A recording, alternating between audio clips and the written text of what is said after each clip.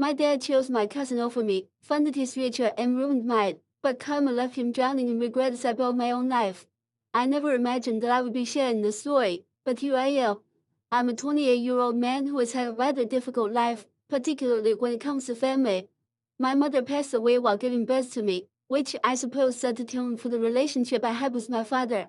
He never really moved past her death and always treated me as if I were the reason she was gone. Naturally, I have no memories of my mother, but I've heard many stories from relatives about how thrilled she was to have me. She had always longed to become a mother and had faced years of fertility struggles before finally conceiving me. This knowledge only makes the whole situation more heartbreaking. She finally achieved her dream, only to have it tragically cut short. As I was growing up, our home was filled with photographs of my mother. My father kept everything just as she had left it, almost as if the house were a shrine to her memory. Her clothes remained hanging in the closet, and her books still lined the shelves. It felt as though I was living with the ghost of a woman I would never have the chance to know. Sometimes, I would sneak into their room just to touch her belongings, trying desperately to forge some sort of connection with the mother I never met. My relationship with my father, however, was entirely different. He was there in the physical sense, but emotionally, he might as well have been on a different planet. He went through the basic motions of parenting, ensuring that I was fed, clothed, and made it to school on time, but there was never any warmth or affection. No hugs, no words of love, not even a simple pat on the back for a job well done. I always felt like an outsider within my own home. Most days my father would barely even look at me, let alone engage in conversation. When he did speak to me, it was usually to criticize or compare me to my cousin Jake. Jake's father, my uncle, died in a car accident when Jake was 7, so my father kinda took him under his wing. I still remember the day we received the news about my uncle's death. It was a rainy Tuesday afternoon, and I was sitting at the kitchen table, working on homework, when the phone rang. My father answered, and I watched as his face crumpled while he listened to whoever was on the other end of the line. That was the first and only time I ever saw my father cry. After hanging up the phone, he sat down heavily at the table and stared off into space for what felt like hours. Jake began to spend a lot more time at our house after that. I was upset at first. I felt that having another kid around might make things more fun and might even help my dad open up a bit. But it didn't take me long to understand that Jake's presence made my relationship with my dad even worse. He often asked, "Why can't you be more like Jake?" Or Jake would never do that. It seemed like Jake was the son he had always wanted and I was just there. Jake was sporty, friendly, and charming, which I wasn't. Jake was the life of the party, while I was shy and liked to read. It was delicious for my dad. I worked really hard to make my dad happy. It never seemed like enough. I tried to learn about his interests, got good grades, and joined every sports team. My dad thought Jake could never do a bad thing. He would compliment Jake on the smallest things, but I never got any credit for my own accomplishments. I won a science fair at school when I was about 12 years old. My project was a complicated model of the solar system that could move. I worked on it for weeks. I could hardly wait to tell my dad. I thought this would finally make him happy. His laughter and talk with Jake about a football game made me laugh when I got home. I told him I won, but he just nodded and went back to talking to Jake. It felt like I wasn't there at all. He gets worse as we age because it's a bias. People always made fun of Jake and me because we were in the same grade. I did better in school than Jake did in high school, but my dad would always find ways to downplay my achievements. "Well, Jake's got more important things to think about than just grades," he would say. During one parent-teacher meeting, my English teacher raved about an essay I read. She told my dad it was one of the best papers he had ever seen from a kid my age and that she thought I would make a great writer. My dad just grunted and asked if this would help me get a big grade for sports. The teacher looked confused, and I was so embarrassed that my face burned. In spite of this, there remained a part of me that still yearned for changes. I reasoned that perhaps everything would be fine if only I could locate the appropriate thing, the magic key unlocking my dad's adoration. I pursued that unattainable dream all of my childhood and during my teenage years. When it came time for college, the true key back was I had pushed my ass, enrolled at a decent university, and been ready to launch my future. Though I knew money would be limited, I reasoned my dad would contribute at least somewhat. Boy, I guess I was mistaken. The day I overheard my dad on the phone with Jake informing him he would pay for his whole college tuition will always be with me. My pulse dropped. My dad looked at me like I was insane when I asked if he could also assist me out. "Jake needs it more than I can afford to pay for both of you," he remarked. That's exactly how my college dream finished. I attempted to make it work nevertheless. Working evenings and weekends, I had a part-time job at a nearby diner. I applied for every scholarship I could locate, but it was not enough. The strain was intolerable. I was juggling my classes, working enough hours to pay for things, and still finding time to study and sleep. There has to be a gift. After the first semester, I found myself having to drop out. On my own, I couldn't afford it. The part-time work I could find hardly covered tuition. Jake was living at a famous university, completely on my dad's money. Meanwhile, he would share images of his elegant dorm room, his spring break travels, the new laptop my dad had purchased for him for college on social media. Every post was like a knife turning to my gut. That moment was a breaking point for me. I gathered my belongings and left home, cutting off all contact with both my father and Jake. It was incredibly painful, but I knew I had to escape that toxic environment. I could no longer bear to live in the shadow of my deceased mother and the cousin who had somehow replaced me at my father's head. The past few years have been challenging, to say the least. I've taken on various odd jobs, doing whatever I could to make ends meet. I've waited tables, worked in construction, pulled night shifts at gas stations, anything to ensure I had a roof over my head and food to eat. It has been difficult, especially when I see updates from Jake on social media about his incredible college experiences and the great job he secured after graduation. But despite everything, I'm gradually building a life for myself on my own terms.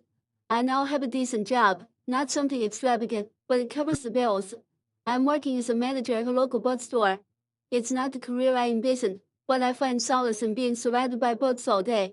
In addition, I'm taking night classes at the community college, working toward the degree I've always wanted. It's not an easy journey, but at least I'm making it on my own.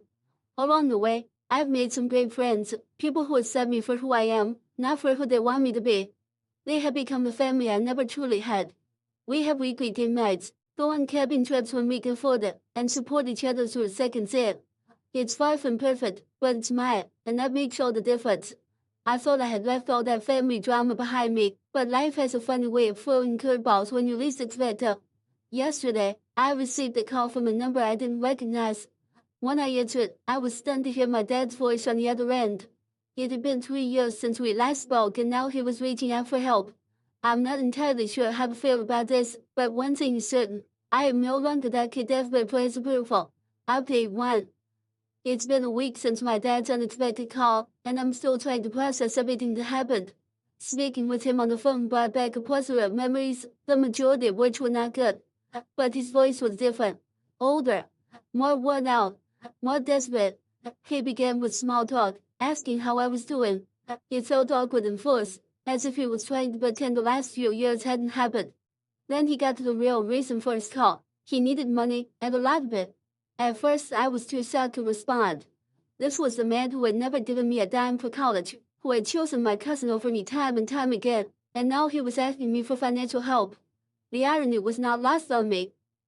When I finally found my voice, I asked him why he was coming to me. What about Jake, his golden boy? Shouldn't he be the one to help out? My dad fell silent for a moment, then mumbled something about Jake being busy with his new job and not having the means to help right now. I couldn't help but laugh. After years of being told how much better Jake was, how he deserved the opportunities I didn't, now I was supposed to be the one to step up. I made it clear to my dad exactly what I thought about that idea. I suggested he go talk to Jake instead, since he had always been the favorite anyway. There was a long silence on the other end of the line. Then my dad started to say something about how he regretted some of the choices he made, how he wanted to make things right. But I cut him off. I told him it was too little, too late. I'd spent years trying to earn his love and approval, and now that he needed something from me, he was ready to play the remorseful father. I ended the call shortly after that.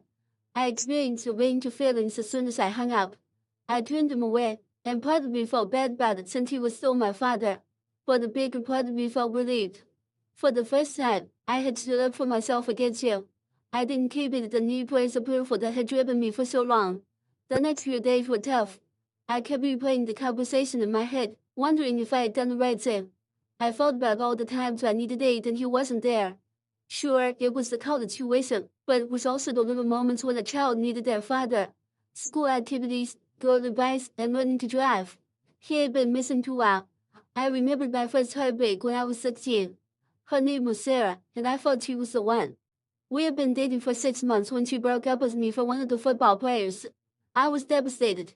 I came home that day, eyes red from crying, and my dad was in his usual spot on the couch, watching TV. He barely looked up when I walked in. I stood there for a moment, hoping he would ask what was wrong, but he just grunted and told me I was blocking the screen. I went to my room and cried myself to sleep that night. Or the time I got my driver's license. Most of my friends' dads had taught them how to drive, but not mine. I had to beg my neighbor, Mr. Johnson, to teach me.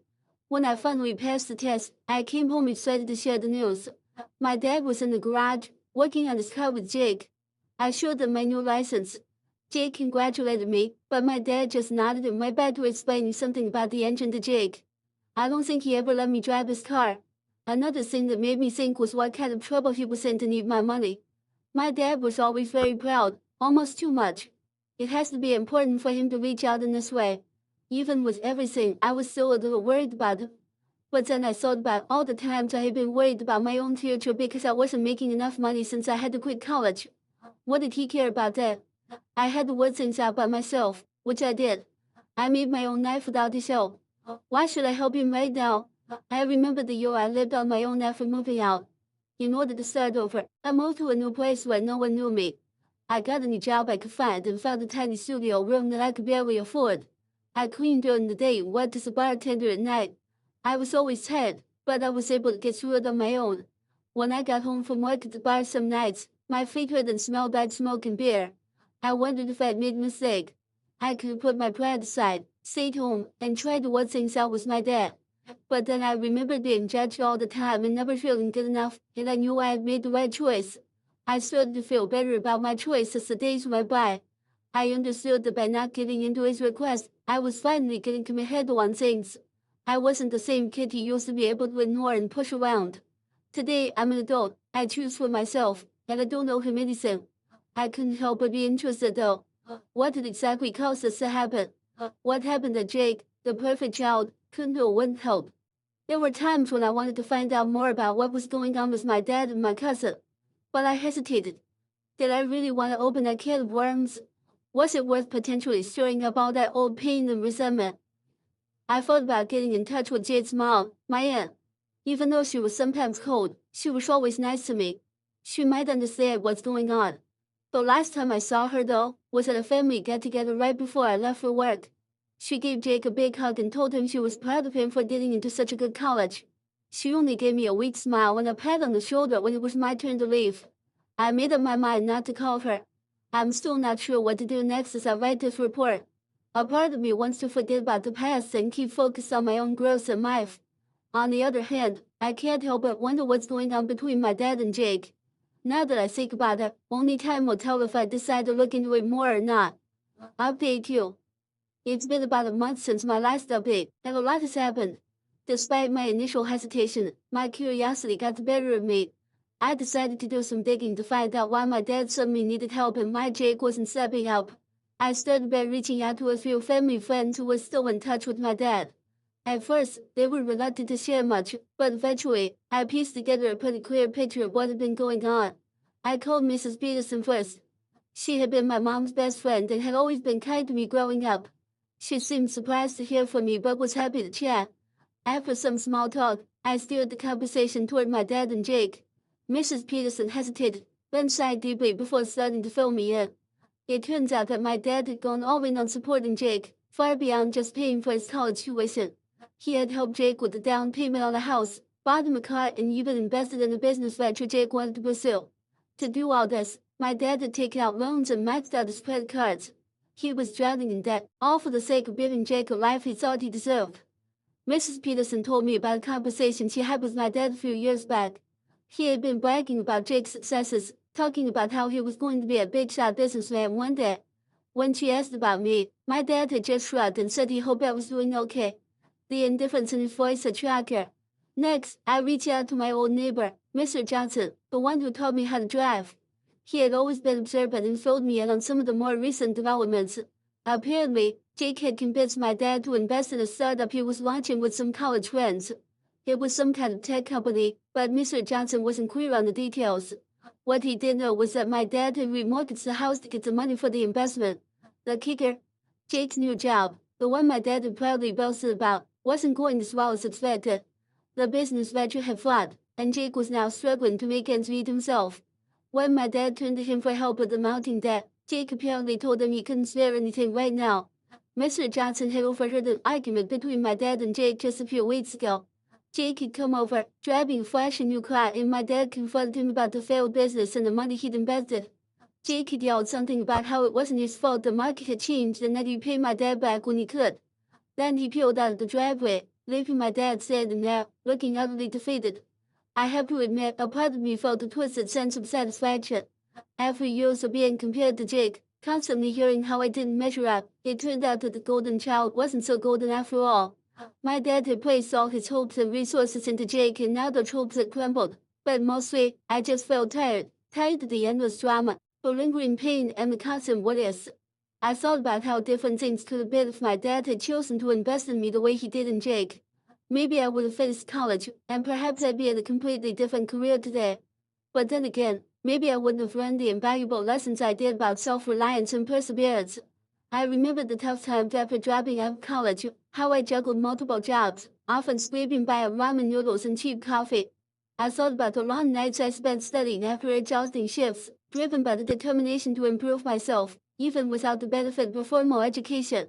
It had been a hard journey, but it shaped me into the person I am today. I wasn't sure if I should tell my dad what I had learned. After some thought, I chose to text him. I told him I knew what was going on with Jake and the bill. I didn't offer to help, but I also didn't brag. What I really said was that I hope he could see now that the decisions he made had effects on both of us. After a few hours, he answered. He said sorry and a lot of things in a long message. He told me that he knew he had been unfair to me and that his grateful for my mom's death had made him lose his temper. He talked about how proud my mom would have been of the man I'd become, even though he wasn't a great dad. He asked if we could get together and talk. I thought about that message for a long time before I decided what to do. I still had a little boy inside me that wanted his dad's love, so there was a part of me that wanted to say yes. I imagined the time when we'd get together, talk things out, and our relationship would be fixed magically. But as an adult who was had to work hard for everything, I knew better. I reflected on all the important milestones in my life that my father had missed, like my high school graduation, where I scanned the audience, hoping to catch a glimpse of his face, only to feel the sting of disappointment. I thought about my first apartment, which I furnished with second-hand items and a lot of determination, and the promotion I recently received at the bookstore, a moment I had no one to share with except my friends. In the end, I decided to respond to my father, letting him know that I was not ready for a meeting. While I acknowledged his apology, I made it clear that words alone could not erase the years of neglect and favoritism I'd endured. I expressed my need for time and space, and I told him that he needed to respect that boundary. I also made it abundantly clear that I would not be bailing him out financially. His decisions had brought him to this point, just as my decisions had led me to where I am now. It was not my responsibility to fix the mistakes he had made. As I sit here writing this update, I feel a sense of relief. Not happiness exactly, but as if a weight has been lifted from my shoulders. For so long I carried the burden of trying to earn my father's love, constantly questioning what was wrong with me that made him favor Jake. Now I realize it was never about me at all. It was about his own unresolved issues, his inability to cope with loss and grief. I am uncertain about what the future holds for my relationship with my father, or whether there will be any relationship at all. Perhaps one day, we will have a genuine conversation about everything that has transpired. Perhaps not. For now, I am focusing on my own life and personal growth. I am continuing with my night classes, diligently working toward that degree. I am also building relationships with people who appreciate me for who I am, not for who they want me to be. Just last week, I helped my friend Sarah, not Sarah from high school, move into her new apartment. As we unpacked boxes and arranged furniture, it dawned on me that these connections, this chosen family, are what truly matter, not the approval of someone who was never able to recognize my worth. Life is not always easy, but I am forging my own path. And for the first time in a very long time, I feel like I'm exactly where I am meant to be. I do not know what tomorrow will bring, but I am confident that I will face it on my own terms, with the strengths I have developed through years of self-reliance. That is something my father's favoritism can never take away from me. Thank you for watching. If you haven't subscribed yet, please do so and hit the notification bell to stay updated with more shocking real-life stories happening around you.